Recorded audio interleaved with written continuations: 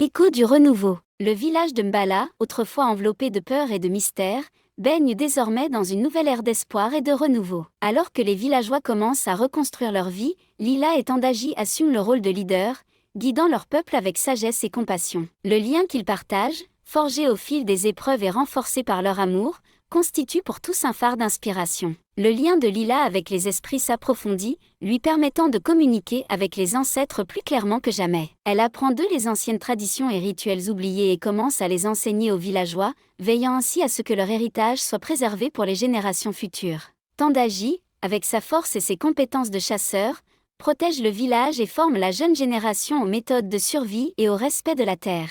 Malgré la paix retrouvée, Lila et Tandaji savent que la vigilance est de mise. La force malveillante qui menaçait autrefois leur village a peut-être été vaincue, mais le monde regorge d'autres dangers et de mystères.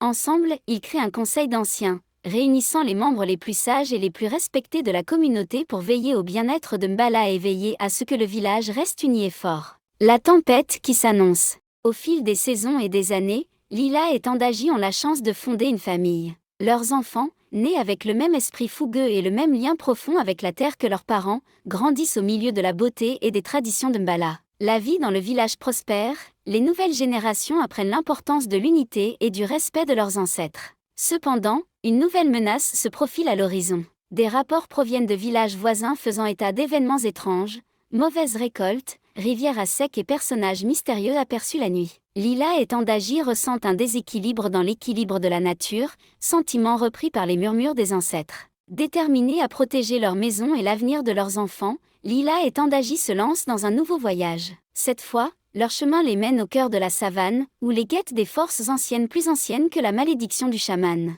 Ils doivent rechercher la source de ces nouvelles ténèbres et découvrir la vérité derrière les troubles qui ravagent le pays. Les secrets de la savane. Le voyage de Lila et Tandaji les emmène à travers les vastes étendues des plaines africaines, où ils rencontrent des tribus et des communautés, chacune confrontée à sa propre lutte contre l'obscurité grandissante. En chemin, ils gagnent des alliés, des chamans sages, des guerriers expérimentés et même certains possédant leur propre pouvoir mystérieux.